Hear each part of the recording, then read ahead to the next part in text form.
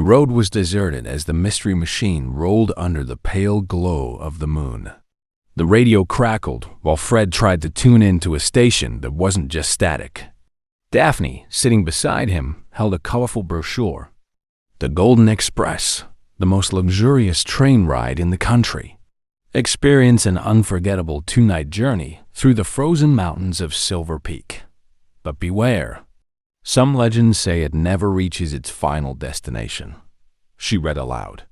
Velma adjusted her glasses. Sounds like a marketing gimmick? A little suspense always attracts tourists. Shaggy, sitting in the back with Scooby, widened his eyes. Like, man! Then, why did we accept this invitation? I've never heard of a train that just vanishes into thin air. Roro, Scooby gulped. Fred smirked, because the train's owner asked for our help. The Golden Express carries important passengers, but recently, some claim to have seen a ghostly engineer wandering the train before it enters a tunnel. And when it emerges on the other side, people are just gone. Daphne frowned. Gone? What do you mean, gone? Simply disappear. No traces, no signs of a struggle. It's as if they were pulled off the train without anyone noticing. The group fell silent. The wind howled outside, and suddenly, the idea of boarding a possibly haunted train didn't sound so exciting. The train departs at midnight, and guess what? It's 11:50 p.m. right now, Fred announced, stepping on the gas. 10 minutes later, the team arrived at Silver Peak Station, an isolated place shrouded in mist. The Golden Express gleamed under the dim station lights, its gold-plated cars reflecting the glow. A shrill whistle echoed, signaling the imminent departure. Well, at least it's fancy, Daphne remarked, grabbing her suitcase. A tall man in a conductor's uniform greeted them. His name was Mr. Lancaster, and his anxious expression betrayed his concern. You're the detectives? Oh, thank goodness you made it. Please, board quickly. I don't want you staying at this station past midnight. Strange things happen here. Like what? Shaggy hesitated.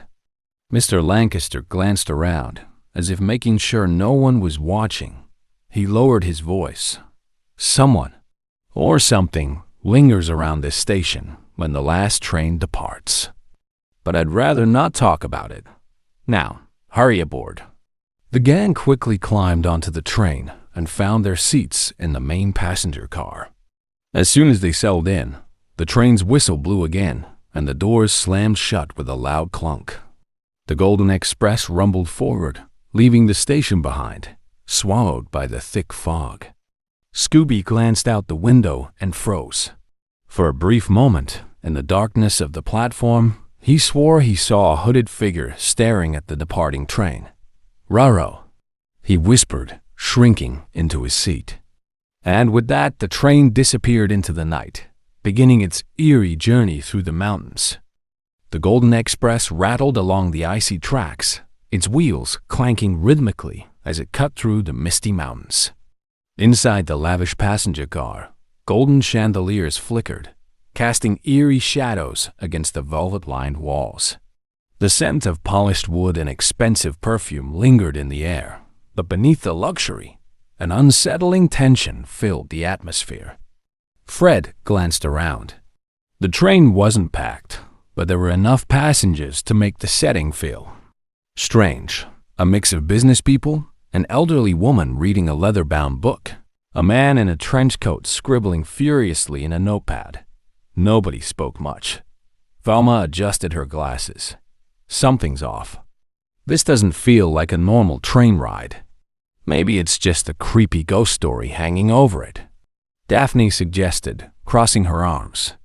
Or maybe it's the fact that we're stuck on a moving metal box where people keep vanishing. Shaggy shuddered, clutching Scooby tightly. Rah-huh? Scooby nodded, his tail curled around his legs. A sudden voice cut through the murmur of the train. All passengers, please enjoy your evening. Dinner will be served in the dining car shortly. The announcement was smooth but oddly robotic. Fred's brow furrowed. That voice, It didn't sound like an actual person, did it? Before anyone could respond, a loud thud echoed through the car. The gang turned just in time to see a well-dressed businessman stand abruptly from his seat, his face pale as if he'd seen a ghost. Did anyone else see that? He stammered, pointing towards the corridor connecting to the next car. Fred stood up. See what?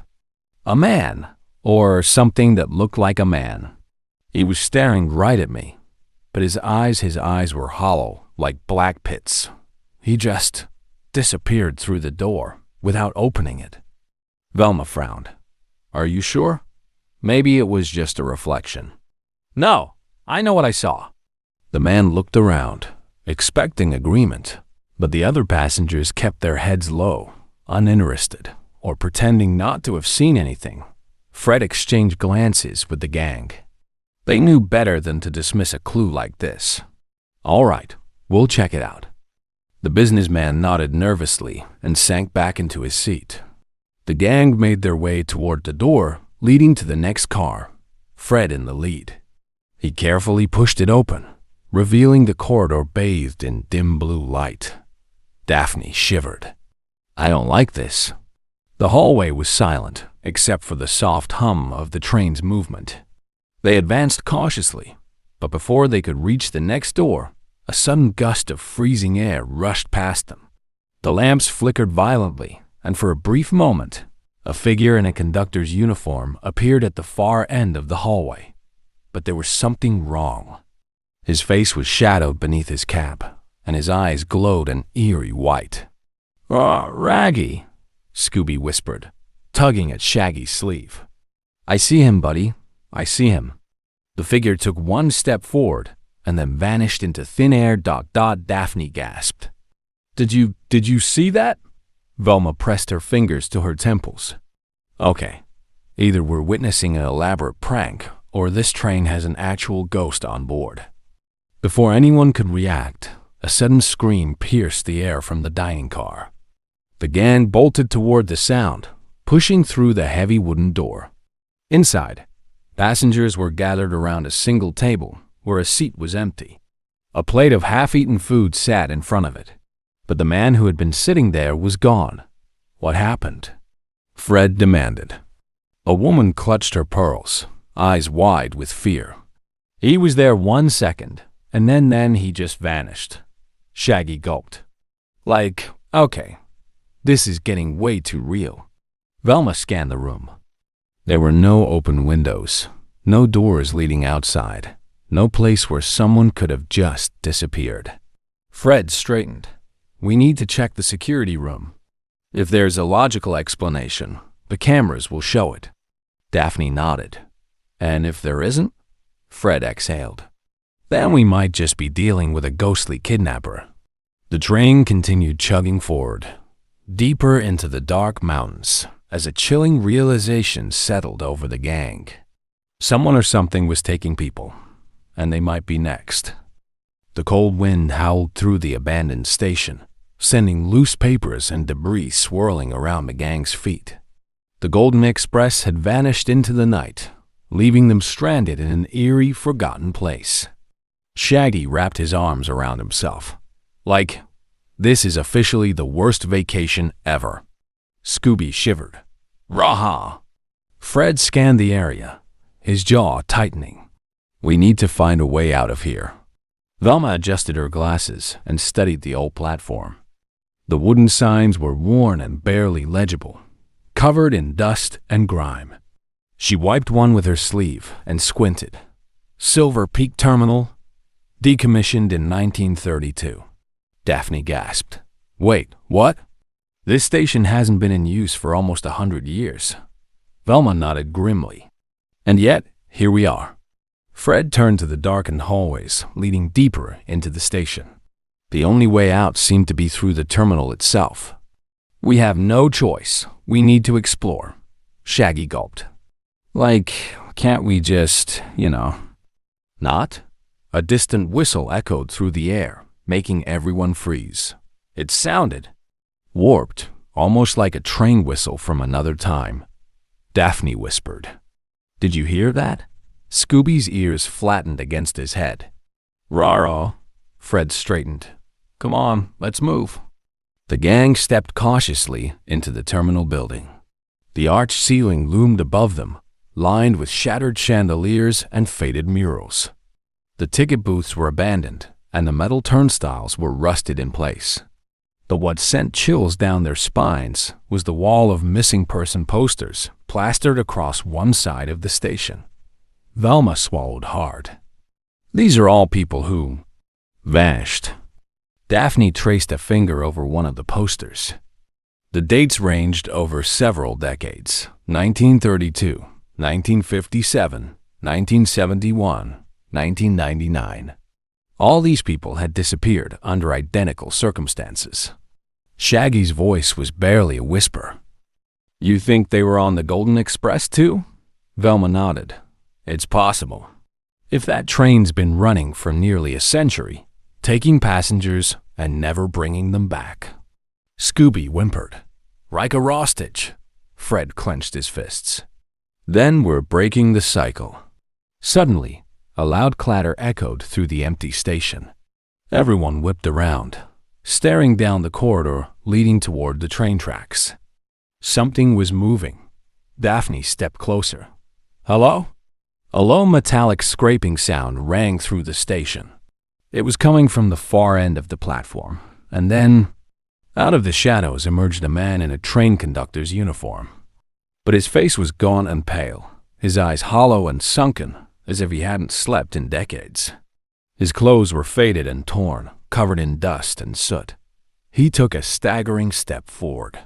Fred instinctively held out a hand. "Sir, are you okay?" The man's lips trembled, and then he whispered something so softly that they almost didn't hear it. "Run, before he comes back." Shaggy yelped. "Before who comes back?" The man's eyes flickered with fear as he turned his head slightly toward the dark tunnels beyond the platform. "The Phantom Conductor.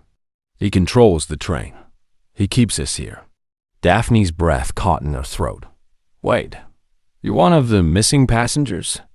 The man gave a slow, miserable nod. "He takes people, keeps them in his world. Some never leave, some become like him." Fred's eyes narrowed. "And what about the train? Where does it go?" The man's voice trembled. "It exists between time, between places. It rides the tracks of the forgotten." A deep, distant whistle howled through the air. The man's face twisted in fear. "He's coming. You have to run." A shadowy figure appeared at the far end of the terminal.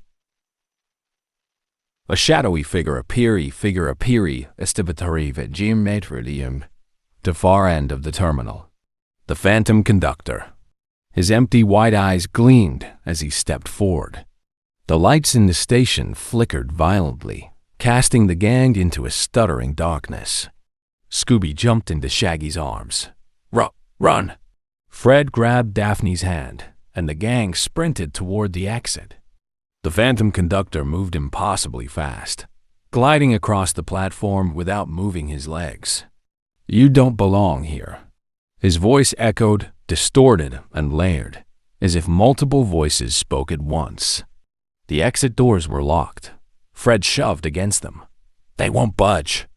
The Phantom stretched out a skeletal hand, and the walls of the station seemed to shift, twisting unnaturally. Velma screamed. "He's trapping us." The train whistle blew one last time. And then, the ground beneath them gave way. They fell into the darkness below. And the last thing they saw before everything went black was the Phantom Conductor smiling. Darkness swallowed the gang as they fell through nothingness, the air around them turning ice cold. It felt endless, as if they were dropping through a void between worlds. Then thud! They hit hard metal flooring, groaning in pain. Shaggy sat up, dazed. Like, that was the worst roller coaster ride ever.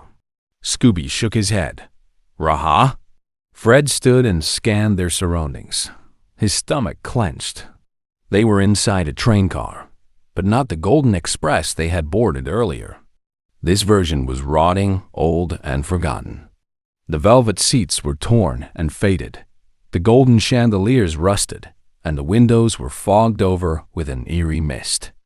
Outside, there were no mountains, no tracks, just shifting darkness. Daphne shivered. This isn't possible.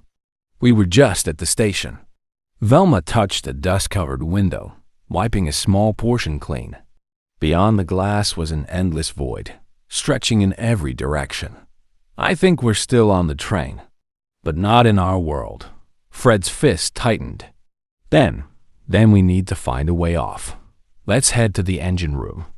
The gang moved cautiously through the next car, but their steps slowed when they saw the passengers. People sat in their seats, dressed in different time periods, some in Victorian suits, others in 1920s flapper dresses, even a few in modern clothing. Their skin was pale and lifeless, and their eyes were empty white voids. Velma's voice was hushed. "They're the missing people." Daphne placed a hand over her mouth. They never got off the train. A sudden train whistle howled in the distance. Shaggy tensed. "I don't like this, guys." Then a voice. Deep, layered, echoing. "You cannot leave." The air grew heavy. The gang turned toward the far end of the car. There, standing beneath a flickering lantern, was the phantom conductor. His long, tattered uniform drifted as if caught in an invisible breeze. In his bony hand, he clutched a rusted pocket watch, its hands frozen at midnight. His voice was both a whisper and a roar. "This train never stops." The ghostly passengers slowly turned their heads toward them. Fred grabbed Daphne's hand. "Run!" They bolted through the next door, entering the engine room. The controls were ancient, covered in dust, yet the train kept moving. Velma spotted a lever labeled emergency brake. "Fred, help me pull this." Fred wrapped both hands around the lever. "On 3. 1, 2, 3. They yanked it down. The train shuddered violently. The ghostly passengers wailed, their voices merging into a chilling, distorted sound. The phantom conductor let out a furious roar, his pocket watch shattering in his hand. A blinding white light engulfed everything. The gang felt themselves being pulled away, as if yanked through time itself. Then, silence. When they opened their eyes, they were back. The Golden Express was gone. The Silver Peak station was normal. Passengers bustled around, buying tickets, chatting, boarding trains. It was as if nothing had ever happened. Fred looked down at his hand. He was still holding the rusted pocket watch. Velma exhaled. "We escaped. But I don't think the train is gone for good." A distant whistle echoed through the mountains. The gang turned toward the tracks. The station was busy, normal, ordinary. But somewhere, far beyond the mist, the phantom conductor was still waiting. The gang stood frozen in the middle of Silver Peak Station, their breathing heavy, their minds racing. The Golden Express was gone. The eerie, decayed version of the station had vanished, replaced by a normal, busy terminal, filled with passengers waiting for their trains. Shaggy rubbed his eyes. "Like, did we just dream all of that?" Scooby shook his head. "Raw. Too real." Fred looked down at his hand, still holding the old rusted pocket watch they had found on the phantom train. Its glass was cracked, and the hands remained stuck at midnight. Velma took it from him, studying it closely. "This is real, which means everything we just went through actually happened." Daphne shuddered. But if the train disappeared, then what happened to the missing passengers? A chilling thought settled over them. Had they escaped, or were they still trapped in that ghostly world? Fred straightened. "We need to find Mr. Lancaster. He was the only one who knew something was wrong before we boarded." The gang hurried through the station, searching for the nervous conductor who had greeted them the night before. They found him near the ticket counter, speaking with another railway worker. When he saw them, his face went pale. You're back?" Velma crossed her arms. "You sound surprised." Mr. Lancaster glanced around as if making sure no one was listening. Then In a hushed voice, he said, "No one ever comes back." Daphne's stomach turned. Then what exactly was that train? Mr. Lancaster sighed. The Golden Express used to be real. It was the pride of Silver Peak, a luxury train running through the mountains. But one winter night, almost a century ago, it derailed in a blizzard. No one survived. Shaggy gulped. "And, you're saying it just kept running?" Mr. Lancaster nodded gravely. "Some say the conductor was so devoted to his train that he refused to leave. It kept running. But not in our world." Fred held up the broken pocket watch. "Then why did we survive?" Mr. Lancaster's eyes widened at the sight of the watch. He touched it carefully, his fingers trembling. This belonged to the original conductor." Velma's eyes narrowed. "And now it's here. Maybe it means the train won't be able to take more passengers." Mr. Lancaster hesitated. "Or maybe it's only waiting for its next departure." A distant whistle echoed through the mountains, so faint it could almost be imagined. Shaggy shuddered. "Like, I don't ever want to hear that sound again." Scooby nodded. "Raha." Fred sighed, placing the watch on the ticket counter. "If the train ever returns, at least now, we'll know what we're dealing with." Daphne glanced back at the tracks, now completely empty. No golden train. No phantom conductor. Just an ordinary railway. Velma adjusted her glasses. "Let's hope this is the last time the Golden Express runs." But as they turned to leave, the wind picked up. A faint, familiar voice echoed in the air. "All aboard." The gang froze. Then, in perfect sync, they bolted for the exit. And somewhere, far beyond the mountains, the phantom conductor was still waiting.